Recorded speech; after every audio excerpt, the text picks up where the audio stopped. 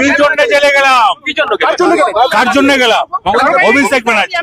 আসলে কি জানেন তো, এখন উনি যেখানেই গেছেন সেখানে একটা পুরনো প্রবাদ আছে, ওই নাচতে না জানলে উঠোন বেঁকা। তো সেখান থেকে এই ক্ষেত্রে উঠোনের নামকরণ করা হয়েছে অভিষেক বন্দ্যোপাধ্যায়ের নামে। তাই যেই স্ক্রিপ্টটা ওনাদের বড়বাবু ওনাদেরকে প্রদান করছেন, সেই স্ক্রিপ্ট অনুসারেই ওনারা বক্তব্য রাখছেন। আচ্ছা, একটা জিনিস আপনারা সকলে লক্ষ্য করে দেখেছেন কি, সকলেই যারা ওই বালিশ শিবিরে যুক্ত হয়েছেন সকলের বক্তব্যের ধাঁচটা যেন এক। অর্থাৎ যে স্ক্রিপ্টটা দেওয়া হয়েছে সেই স্ক্রিপ্টটার মধ্যেও বেসিক চেঞ্জেস কিন্তু কিছু করেননি। মানে যেই বেসিক স্ক্রিপ্টটা বানানো হয়েছে সেটাই সকল নেতাদের কাছ পর্যন্ত গেছে, এবং সেখানে মূলত একটাই টার্গেট, সেই টার্গেটের নাম অভিষেক বন্দ্যোপাধ্যায়। তাই আজকে যদি বাংলার মানুষকে আপনারা এই বুমটা ধরে প্রশ্নটা করেন না, তাদের কাছেও এই গোটা বিষয়টা বেশ স্পষ্ট হয়ে দাঁড়িয়েছে যে গোটা জিনিসটাই একটা মানুষকে কেন্দ্র করে বা একটা দলকে কিভাবে ভাঙাবে সেই জিনিসটাই তাদের যেন মূলত লক্ষ্য হয়ে দাঁড়িয়েছে। না হলে আপনারা নিজেরা ভেবে দেখুন তো, যেই মদন মিত্র, যেই বিভিন্ন নেতারা দুদিন আগে পর্যন্ত এই কথা বলছিলেন যে আমার মৃত্যুসজ্জাতেও আমার উপর যাতে তৃণমূল কংগ্রেসের পতাকা থাকে, আমি কোনোদিন গদ্দার হব না, মমতা বন্দ্যোপাধ্যায়ের সাথে বেইমানি করব না, এমন কি হলো তার পরবর্তীতে তাদেরকে মমতা বন্দ্যোপাধ্যায়ের সাথে বেইমানি করতে হচ্ছে? শুধুমাত্র তো মমতা বন্দ্যোপাধ্যায় নয়,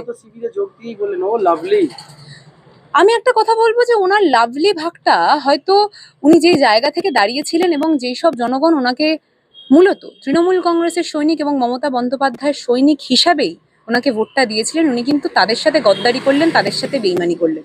মমতা বন্দ্যোপাধ্যায় ক্ষমা করে দিলেও সেই সব জনগণ ক্ষমা করবেন কিনা এটা কিন্তু একটা বড় প্রশ্ন। এবং এই কথাটা শুধুমাত্র মদনদার জন্য নয়, এই কথাটা প্রত্যেকটা ব্যক্তির জন্যই কিন্তু প্রযোজ্য বলে আমি মনে করি। কারণ সকলেই যেটা করছেন, নাগরিকদের সাথে বেইমানি করছেন। আর নাগরিক মানে কিন্তু যে কোনো রাজনীতিবিদের কাছে ঈশ্বর সম। সেই ঈশ্বরের সাথে যে বেইমানি করে তারা এই মাটিতে টিকতে পারবেন তো? ব্যক্তিগত উপাসনা চৌধুরী কি ভাবতে পারে কোনোদিন যে সায়নী ঘোষের মতো নেত্রী সেও আজকে এনডিএ এর মানে জোটে গেল এবং কোনোদিন হয়তো বিজেপিতেও চলে যেতে পারে? ভাবতে পারেন কোনোদিন বলতে আসলে কি জানেন তো, রাজনীতি ইজ ফুল অফ পসিবিলিটিস, অনেক কিছু হতে পারে। এবং সেখান থেকে দাঁড়িয়ে সায়নী ঘোষ হঠাৎ করেই যে নিজেদের একটা ভিন্ন ভাব প্রকাশ করবে, সে তো অনেক কিছুই আমরা, সায়নী ঘোষের কথা যখন উল্লেখ হচ্ছে সেখানে দাঁড়িয়ে বড় বড় তাবড় তাবড় নেতা নেতৃত্বরা যখন নিজেদের মত পাল্টেছে, সেখানে সায়নী ঘোষ তো কোনো বিশাল কোনো মুখ নয়। একদম সোজা কথা বলছি, সায়নী ঘোষ তো যুবনেত্রী ছিল। হ্যাঁ অবশ্যই ছিলেন, কিন্তু সেখানে দাঁড়িয়ে রাজ্যের বিভিন্ন পদাধিকারী বা যেই সব বর্ষীয়ান নেতা নেতৃত্ব আজকে যদি তারা একটা শক্তির সামনে মাথা নত করে, সেখানে দাঁড়িয়ে আমাদের সকলকে বুঝতে হবে সায়নী ঘোষ কি অতটাই গুরুত্বপূর্ণ কোনো ব্যক্তি? যখন আপনি মদন মিত্রের নাম নিচ্ছেন, যখন আপনি অন্য কারোর নাম নিচ্ছেন, সেখানে সেখানে দাঁড়িয়ে সায়নী ঘোষকে অত গুরুত্ব দেওয়াটা আমি মনে করি মানে it's a West of time. এবং মূলত উনি ফিল্ম জগতে ছিলেন, তার পরবর্তীতে অবশ্যই উনি আমার যাদবপুরের বিধায়ক। উনি বেইমানি শুধুমাত্র কোনো একজন দুজন স্পেসিফিক ব্যক্তিদের সাথে করেননি, যাদবপুর প্রত্যেকটা মানুষের সাথেই কিন্তু করেছেন। তাই বেইমানকে বেইমান আখ্যা দেওয়া ভালো। যখন বেইমানি করেই দিয়েছেন, তখন আপনাকে আপনার মাথায় কোনো মুকুট দিতে হবে বা আপনাকে কোনো বাহবা দিতে হবে বলে আমি মনে করি না। যেই কাজটা আপনি করেছিলেন, সত্যি মমতা বন্দ্যোপাধ্যায়, অভিষেক বন্দ্যোপাধ্যায় আপনাকে ভরসাটা করেছিল। আসলে কি জানেন তো, তারা দুজনেই মানুষটা অত্যন্ত ভালো, ভরসাটা করেছে। এখন চিহ্নিত হয়েছে যে ভুল মানুষকে ভরসা করা হয়েছে, উনি তার রূপটা দেখাচ্ছেন, ভালো রূপটা দেখান। অনুব্রত মণ্ডল বলছেন যে ইডির থেকেও ভয়ঙ্কর এবি অর্থাৎ অভিষেক ব্যানার্জি। ইডির থেকে ভয় পেয়ে তার পরবর্তীতে দৌড়াতে দৌড়াতে অন্য কোনো জায়গায় অনুব্রতদা গেছেন কিনা সত্যি জানি না। আসলে কি জানেন তো, অনুব্রতদার মতো নেতা, আচ্ছা মদন মিত্র সেখানে গেছেন কিনা আমার ঠিক জানা নেই। উনি এখন হয়তো কিছু পাঞ্চ লাইন দিচ্ছেন, Madan da is always known for his punch lines. এবং সেখানে দাঁড়িয়ে ও লাভলি থেকে এখন হঠাৎ করে ইডি এবং এবিতে ঘুরে যাওয়া, আমি মনে করি যে এইভাবে কাউকে কেন্দ্র করে তার পরবর্তীতে যে বক্তব্যগুলো রাখা হচ্ছে সেইগুলো বারবার বলছি স্ক্রিপ্ট অনুসারে পড়া হচ্ছে। তো মদন মিত্রের নিজস্ব বক্তব্য, আমি মদন দা যদি এই লাইভটা দেখে বা এই ভিডিওটা দেখে, আমি ওনাকে একটা কথাই বলবো যে মদন দা, আপনি হয়তো বিভিন্ন কারণ স্বরূপ তার পরবর্তীতে আপনি বেইমানি করেছেন মমতা বন্দ্যোপাধ্যায়ের সাথে, কিন্তু তৃণমূল কংগ্রেসের কর্মী স্বরূপ একটা কথা বুক টুকে বলতে পারি, হয়তো ওই পুরনো মদন মিত্র এটা শোনার পরবর্তীতে মুচকি মুচকি হাসবে, আমরা কিন্তু দিদির সাথে বেইমানি করব না দাদা, আমরা বেইমানি করব না। আপনি বিভিন্ন কারণ স্বরূপ হয়তো গেছেন, হয়তো তার পরবর্তীতে আপনার মুখ থেকে এখন দিদিমণি এবং দাদার নামে বিভিন্ন কথাও শুনতে পাচ্ছি, কিন্তু বারবার একটা কথা বলবো, তৃণমূল কংগ্রেসের কর্মীরা কিন্তু মাটি কামড়ে মমতা বন্দ্যোপাধ্যায়ের পাশেই পড়ে থাকবেন এবং মমতা বন্দ্যোপাধ্যায়ের মূলত শক্তি তৃণমূল কংগ্রেসের প্রত্যেকটা কর্মী হবে। এটা আপনার জন্য বললাম।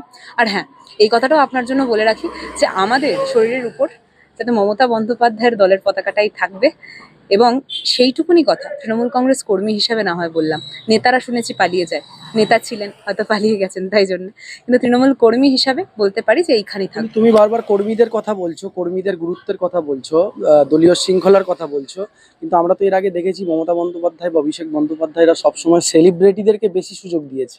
ওরকম কিছু নয়, যে কোনো দল যখন হয় তার পরবর্তীতে সকল শ্রেণীর লোকজনরাই সেটার সাথে যুক্ত হবে, এটা অত্যন্ত স্বাভাবিক। সেখানে অ্যাডভোকেট থাকবে, সেখানে ফিল্ম আর্টিস্টরা থাকবে, সেখানে সিঙ্গার থাকবে, সেখানে আমাদের মতো সাধারণ মানুষরা থাকবে, সেখানে বিভিন্ন টিচার থাকবে, অধ্যাপকরা থাকবে, সবাই থাকবে। কিন্তু কোয়েল মল্লিকের কি ভূমিকা ছিল বাংলার মানুষের জন্য, যাকে এতটা স্পেস দেওয়া হলো, রাজ্যসভায় পাঠানো হলো, আবার সে গাদ্দারি করে দিল তোমাদের সঙ্গে?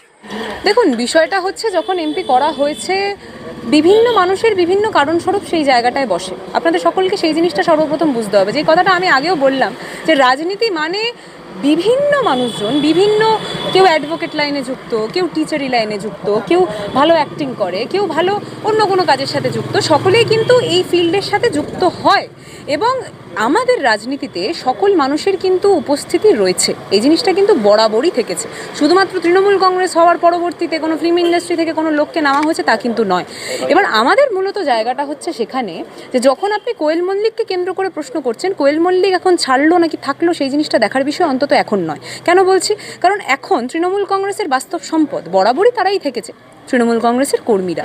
আপনারা দেখতে পাচ্ছেন যে মমতা বন্দ্যোপাধ্যায় 4টে থেকে 6টা পর্যন্ত যে এখানে বসেন, মমতা বন্দ্যোপাধ্যায়কে দেখার জন্য তাকে শুধুমাত্র ওই একটু তার সাথে 2 মিনিট কথা বলবে বলে এত সংখ্যক মানুষজনদের সমাগম, সেটা কিন্তু বিজেপির বিজয় মিছিলেও হয়নি, আমি বুক ঠুকে বলতে পারি সেটা।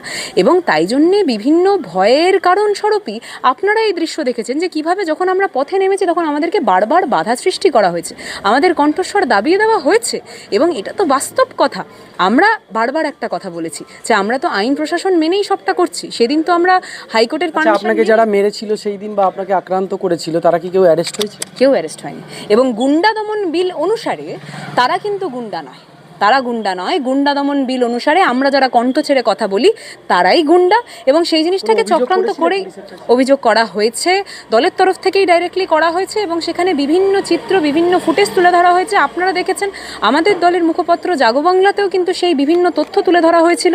যারা যারা আক্রমণ করেছিলেন তাদের মুখটাকে সার্কেল করে তার পরবর্তীতে পেশ করা হয়েছিল। কিন্তু তা সত্ত্বেও কোনো যে তারা গ্রেফতার হয়েছেন নাকি তাদের মাথায় মুকুট পড়েছে, গ্রেফতার হয়েছে বলে জানি না, কিন্তু মুকুট পড়েছে সেই জিনিসটা আশা করছি বুঝতে পারছি। এবং এই জিনিসটা বোঝার কারণটা আরও বেশি করে এই জন্যে পাচ্ছি যে সেই সময় পুলিশ কিন্তু শুধুমাত্র দর্শক হিসেবে দাঁড়িয়েছিল।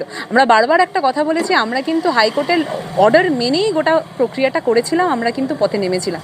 কিন্তু সেই রাস্তাটা যেটা ফাঁকা রাখার কথা ছিল, সেই রাস্তায় এত সংখ্যক লোকজন, এত সংখ্যক গুন্ডা বাহিনী কী করে উপস্থিত হয়, কী করে ছোটা হাতি সেখানে উপস্থিত হয়? এই যেই ছোটা হাতি করে গুন্ডা বাহিনীর উপস্থিতি, তাদের হাতে ডিম বা বিভিন্ন অস্ত্র, বারবার একটা কথা বলছি যে এই জিনিসটা কোনোদিনই একটা ডেমোক্রেসিতে হতে পারে না।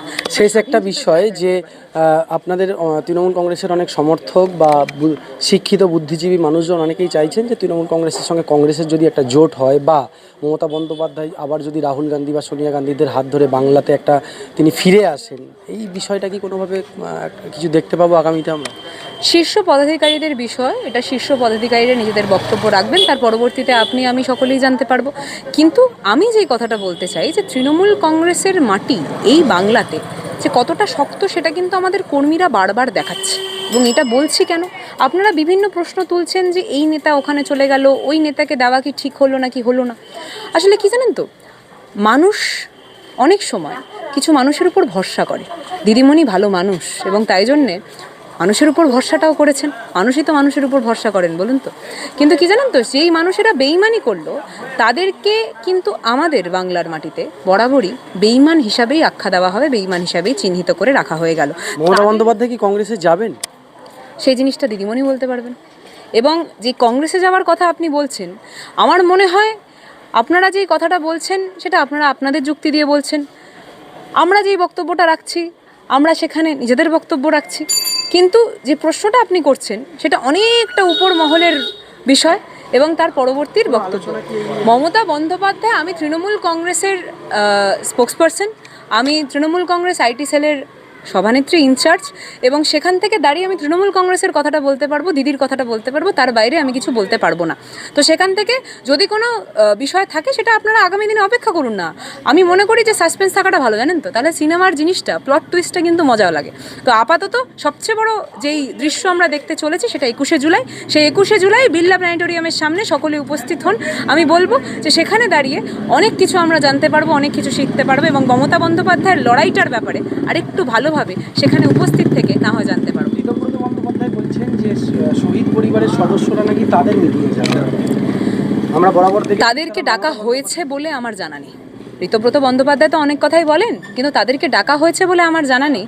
এবং সেই দিন যখন মহাকরণ অভিযান হয়, যখন সেই গোটা 21শে জুলাইয়ের বিষয়টা হয়, সেই সালে কিন্তু মমতা বন্দ্যোপাধ্যায়ের নেতৃত্বেও তারা সেখানে উপস্থিত হয়েছিল। তো মমতা বন্দ্যোপাধ্যায় এবং 21শে জুলাই ওতপ্রোতভাবে জড়িত। যারা মমতা বন্দ্যোপাধ্যায়ের কাছ থেকে 21শে জুলাইটাকে আলাদা করার চেষ্টা করছে, তাদেরকে বুঝতে হবে যে তাদের স্বয়ংয়ের হাতে কিন্তু তাদের রক্তটা লেগে আছে, সেই 13 জন শহীদের রক্ত লেগে আছে। তারা কিভাবে নিজেদেরকে 21শে জুলাই এর বিভিন্ন মুখ হিসাবে দাবি করছে আমার জানা নেই, কিন্তু বাংলার জনগণ ইতিহাসটা জানে, এবং ইতিহাসকে মনে করেই আমরা আমাদের আগামীটা লিখব। মমতা বন্দ্যোপাধ্যায় বিড়লা প্ল্যানেটোরিয়ামের সামনে উপস্থিত থাকবেন। সেখানে তৃণমূল কংগ্রেসের এত সংখ্যক জনগণ, এত সংখ্যক সমর্থক উপস্থিত থাকবে। মমতা বন্দ্যোপাধ্যায় সেখান থেকে যা বক্তব্য রাখবেন সেটাই আমাদের আগামীর পথ নির্দেশিকা হবে, এবং সেই 13 জন শহীদ এবং শহীদের কথা মাথায় রেখে সেই 13 জন শহীদের পরিবারকে সেখানে উপস্থিত রেখে তার পরবর্তীতে আমরা নিজেদের পথটা চলব।